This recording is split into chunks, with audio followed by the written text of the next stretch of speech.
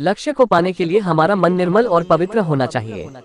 जिनका मन निर्मल है, जिनके मन में सुविचार और समर्पण की भावना है, वही ईश्वर को अत्यंत प्रिय है। हमें किसी की निंदा नहीं करनी चाहिए और सभी से प्रेम करना चाहिए, क्योंकि परमात्मा सभी में है, परमात्मा से अलग कोई है ही नहीं। इसलिए किसी से द्वेष रखने का अर्थ है ईश्वर से द्वेष रखना। हम ईश्वर से अलग नहीं है। उसकी शक्ति, विभूति, दिव्यताएं और जो कुछ भी ईश्वर के पास श्रेष्ठ और पवित्र है, वह सब अंश रूप में हमारे पास भी है। हम ईश्वर के अंश हैं। हमारे विचारों में भले ही ईश्वर न रहे, लेकिन हम ईश्वर से कभी भी अलग नहीं हो सकते हैं। इस विश्व में जो कुछ भी है, वह सब ईश्वर का ही विस्तार है। जैसे बीज से वृक्ष बनता है और वृक्ष में अलग अलग वस्तुएं, गंध सुगंध बीज का ही विस्तार है। ठीक इसी तरह ईश्वर से अलग संसार में कुछ भी नहीं है। विश्व की सभी चीजें भोर, दोपहर, सांझ, रात, अग्नि, जल, वायु, निहारिका, नक्षत्र, प्रकृति के विविध रूप, अलग अलग प्राणी सभी अलग दिखाई देते हैं। हमारे रूप अनेक हैं। इन अनेकताओं में एक ही सत्य है। एक से अनेक होकर ईश्वर विविध रूपों में दिखाई देता है। भविष्य में जो घटित होने वाला है, वह हमारे संस्कार, विचार और कर्मों का ही फल होगा। इसलिए अपने विचार, भाव, संवेदनाओं के प्रति सजग रहें। मन में सस्ते विचार न आने दें। गलत आकर्षण हमें पतन की ओर न धकेल दे, इस बात के लिए सतर्क रहें।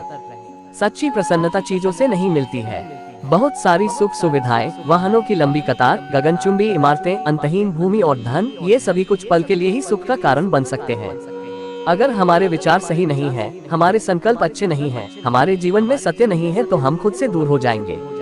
जब हम खुद से दूर हो जाते हैं, तब जीवन से प्रसन्नता चली जाती है।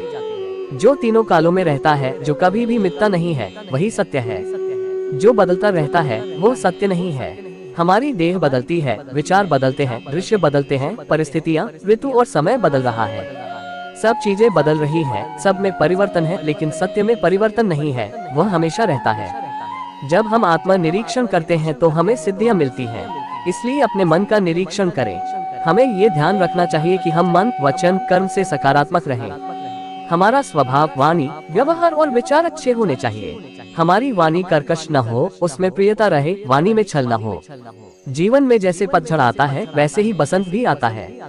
यहाँ एक जैसा कुछ नहीं है। परिस्थितियाँ बदलती हैं, दशाएं बदलती हैं, भूमिकाएं बदलती हैं, हमारा स्वभाव भी बदल जाता है। अगर हमारे पास सद्विचार है, तब हम लक्ष्य की ओर बढ़ते रहेंगे और बदलते जगत को देखकर विचलित नहीं होंगे। हम असत्य से सत्य की ओर चले, सत्य आचरण करें, सत्यनिष्ठ रहें। सच की राह उन्नति की दिशा है, वहीं पर सिद्धियाँ, शक्तियाँ, वैभव, ऐश्वर्य, जीवन का सौंदर्य और सफलता छिपी है। जीवन की सारी सफलताओं की एक ही कुंजी है, सत्यनिष्ठ रहना। इसलिए हमें जीवन में सत्य को अपनाना चाहिए। शास्त्र कहते हैं कि मनुष्य के मन में असीमित ऊर्जा, शक्ति और सामर्थ्य है। जब हम अपने विचार, भाव, संकल्प, सामर्थ्य, ऊर्जा और शक्ति का सही इस्तेमाल करते हैं, तो बड़े से बड़े कार्य भी सिद्ध हो जाते हैं। मन ही हमारे सभी बंधन और मोक्ष का कारण है। हमारे संशय, भ्रम, भय, दुविधाएं और हमारी अंतहीन पहेलियों का हल अध्यात्म से मिल जाता है। हमारी सभी समस्याओं के समाधान मिल जाएंगे। बस हमें अध्यात्म की ओर आना है, सत्य की ओर आना है।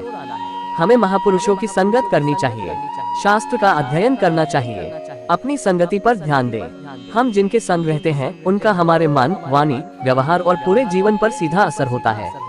हमें अपने आसपास के लोगों के संबंध में सतर्क रहना चाहिए। सोच विचार करें, कहीं हम कुसंग में तो नहीं हैं। हम व्यर्थ की चर्चाओं से बचना चाहिए। हमें सज्जनों, महापुरुषों और सकारात्मक लोगों का संग करना चाहिए।